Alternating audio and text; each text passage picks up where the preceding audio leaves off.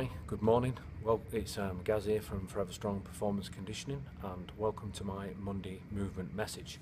I am currently sat in John Wayne Airport, Orange County, California, having spent the weekend with Juggernaut Training Systems. Here's their baseball t-shirt. Really comfortable, fits really well. So there's my shameless plug. It's reasonably priced. But what I really want to talk about is my Monday movement message, where I aim to give you just a quick movement tip which will make your movements more efficient. Therefore you'll be able to lift more weight, therefore you'll hit new PRs, and therefore you'll get stronger, which is win-win all round. The first one I'm going to talk about, which is absolutely key in my opinion, is foot placement in the squat. Squat's a great exercise. Everyone wants to lift more in the squat. If you can get your foot placement right, that's the foundation for support. You'll be able to transfer more force through the ground and therefore lift more weights. And who doesn't want to do that? Where people go wrong with the foot placement in the squat is they actually create instability rather than creating stability. And this is, in my opinion, through coaching cues that we receive, which we receive from people, which we've seen on the internet. Basically, it's the good old knees out, spread the floor apart. Now, there's nothing wrong with the actual cues themselves. It's the way we interpret the cues. Right, so when we set up for the squat, what I generally see, especially with my own athletes and with other people that I see in and around the gym, is that as we set our foot for the squat and we get into position and we cue ourselves or we get cued to push the knees out or spread the floor apart, what happens is as they go down, as you push your knee out, it causes your ankle to invert, which then forces your foot out onto the outside of the foot, which narrows your base and support, creating instability, which will then cause instability throughout your whole chain, and your body will be too busy dealing with that instability to actually produce efficient force and efficient movement.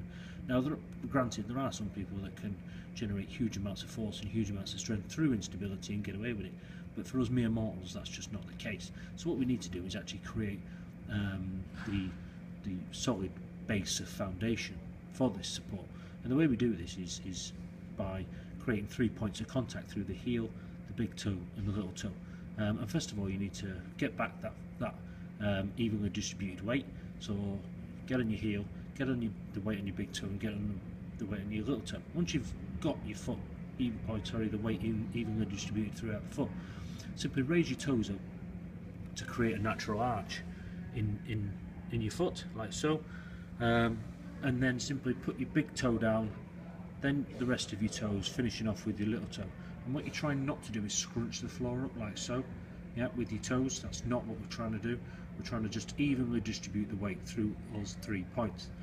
Once you've got that even distribution, we then create torque and tension throughout the body by simply, and the cue here is to twist your foot into the ground, twist outwards into the ground, and what we're doing there, like so. Reset, just to show you again.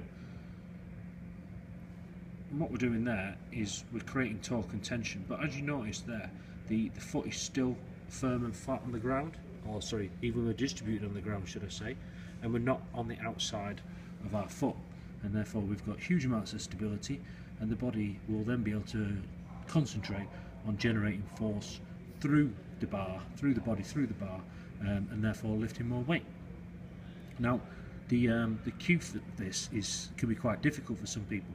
So what you need to do is, the best thing we've found, or best thing I've found, is to simply stand on a weighted plate, which will rotate underneath your foot, and simply screw it round, and therefore you'll get the cue, and you'll be able to visualize the cue as well, and it should be easy then from then on to implement. You might find that you actually struggle to lift your toes up and spread your toes apart. That's simply because you wear shoes and socks all the time. So my advice to you on that one is where you can, especially around the house, is dump the shoes, dump the socks, and actually let your feet air, let your feet free, let your toes be free, and stop them from getting all scrunched up. Just practice spreading your toes apart. It'll come. It's muscle memory. It's like anything else. The more you practice, the better at it you'll become.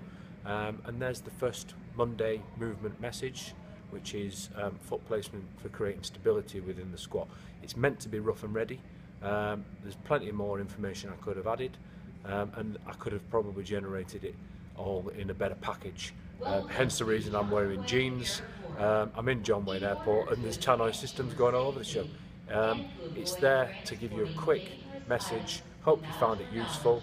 I sure did, and look forward to more in the future. Cheers, Gaz, Forever Strong Performance Conditioning.